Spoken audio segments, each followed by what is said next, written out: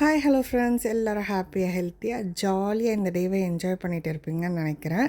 இன்றைக்கி நம்ம பார்க்க போகிறது கோவாவோட பார்ட் 2 தாங்க. இந்த வீடியோவில் நம்ம பார்க்க போகிறது கபோடிராமா பீச் அண்ட் பட்டர்ஃப்ளை பீச், இந்த ரெண்டு இதுவும் அண்ட் பலோலம் பீச்சுக்கும் ஒரு சின்ன விசிட் போயிருந்தோம். அங்கே மெயினாக ஷாப்பிங் தாங்க பண்ணியிருந்தோம். ஈவினிங்கே ரூமில் இருந்து கிளம்பிட்டோம். ஸோ போகிற வழியிலேயே பார்க்கும்போது தான் தெரிஞ்சது, ரூமுக்கு பக்கத்துலேயே கயாக்கிங்லாம் பண்ணிக்கிட்டு இருந்தாங்க. பட் நாங்கள் லாஸ்ட் ட்ரிப்லேயே அதை என்ஜாய் பண்ணிட்டதுனால நாங்கள் இந்த வாட்டி கயாக்கிங் இங்கே கோவாவில் போகலை. வெறும் ஸ்ட்ரெயிட்டாக இந்த கபோடிராமா கிளிஃப்க்கு போயிட்டோம். அங்கே மெயினாக எங்களோட வியூ சன்செட்டாக தான் இருக்கணும்னு தான் நாங்கள் மெயினாக எய்ம் பண்ணது. ஸோ கரெக்டாக சன்செட்டுக்கு நாங்கள் போயிட்டோம். அண்டு செம்ம வெயில். சென்னையை கம்பேர் பண்ணும்போது அங்கே கம்மியாக இருந்தால் கூட அங்கேயும் ரொம்ப வெயில், ரொம்ப சூடு தாங்க முடியாமல் தான் இருந்தது. போன உடனே 3 பேருமே இளநீர் வாங்கி குடிச்சிட்டோம். ஸோ அதுக்கப்புறமா தான் வியூவையே என்ஜாய் பண்ண ஆரம்பித்தோம். சன்செட் ஆனதுக்கப்புறம் இப்படி தான் இருந்தது. ஸ்ட்ரெயிட்டாக நாங்கள் அங்கேருந்து போன இடம் பார்த்திங்கன்னா பலோலம் பீச் தான். நல்லா ஷாப்பிங் பண்ணுறதுக்கு பெஸ்ட்டுன்னு சொல்லலாம். ஆக்சுவலாக அங்கே நிறைய இடங்கள் இருந்தாலும் என் மைண்டில் இப்போ வரைக்கும் இருக்கிறது அங்கேருந்து நாங்கள் ட்ரை பண்ண ஹோட்டல் தான். ஆர்டர் புக் பண்ணதுக்கப்புறமா கூட ஒரு 2 ஹவர்ஸ் கழிச்சு தான் வந்தது. அவங்க என்ன சொன்னாங்கன்னா, பட் கூட்டம் பார்த்திங்கன்னா ரொம்ப ஜாஸ்தியான கூட்டம், ரொம்ப hype, over hype. But food ஓகேன்ற அளவுக்கு தான் இருந்தது. மார்னிங் பிரேக்ஃபாஸ்ட்டுக்கு நாங்கள் ரூம் பக்கத்துலேயே ராஸ் ஆம்லேட் ட்ரை பண்ணியிருந்தோம். எழுந்தது லேட்டுன்றதுனால பிரேக்ஃபாஸ்ட் ரூமில் கிடைக்கல. ஸோ ஹோட்டலில் கிடைக்காததுனால ஆம்லேட் ட்ரை பண்ணிவிட்டு ரூமுக்கு நல்லா ரெஸ்ட் எடுத்துகிட்டு தென் லஞ்ச் சாப்பிட்டுட்டு நாங்கள் ஸ்ட்ரெயிட்டாக பட்டர்ஃப்ளை பீச்சுக்கு தான் கிளம்பிட்டோம். அது ஒரு ப்ரைவேட் பீச்சுன்ற மாதிரி சொன்னாங்க. அங்கே கோவாவில் பைக்ஸ் ரெண்ட் எடுத்தால் அந்த வெஹிக்கிள்ஸை மட்டும் உள்ளே அலோவ் பண்ணுறாங்க. மற்றபடி நம்ம கார் கொண்டு போயிருந்தாலாம் நம்ம அங்கே பார்க்கிங்கில் விட்டுட்டு அவங்க ஜீப் வச்சுருக்காங்க. ஸோ அதில் தான் சார்ஜ் பண்ணி நம்மளை கூட்டிகிட்டு போகிறாங்க.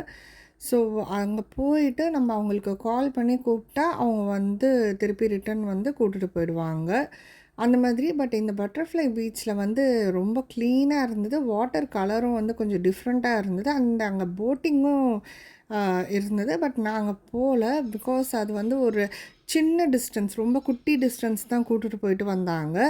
அண்டு அங்கே ஃபோட்டோஷூட்ஸ் நிறைய எடுத்துக்கிட்டு இருந்தாங்க. ஸோ அந்த பீச் மெயினாக ஃபோட்டோஷூட்ஸ்க்காக இருக்க மாதிரி இருந்துச்சு.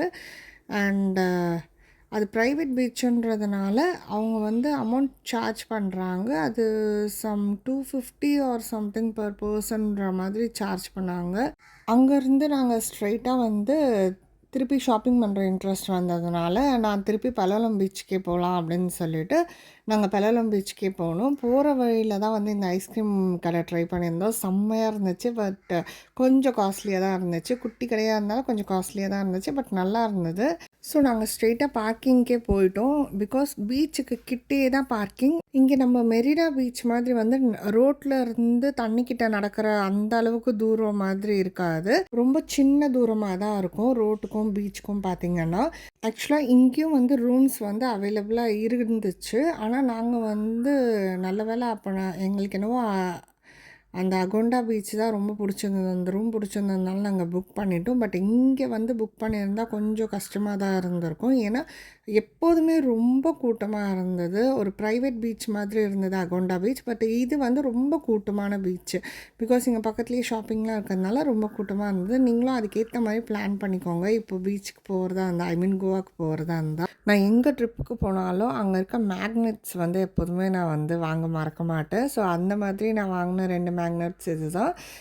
இது நான் தங்கியிருந்த ஹோட்டலுக்கு பக்கத்துலேயே பீச் இருக்க ஞாபகத்தில் வாங்கினேன். ஒன்று நான் சன்செட் ஞாபகத்தில் வாங்கினேன். ஸோ தட் நம்ம ரெண்டுமே பார்த்துட்டோமே அப்படின்னு சொல்லிட்டு அந்த மெமரி ரிலேட் பண்ணுற மாதிரி தான் நான் மேக்னெட்ஸ் எப்போதுமே கலெக்ட் பண்ணுவேன். இன்னொன்று இந்த குட்டி டர்ட்டில்லாம் எனக்கு ரொம்ப பிடிச்சிருந்தது. இது என் பொண்ணு எப்போதுமே ஷெல் கலெக்ட் பண்ணுவா பீச்சுக்கு போனால். ஸோ அந்த ஞாபகத்தில் இது வாங்கினேன்.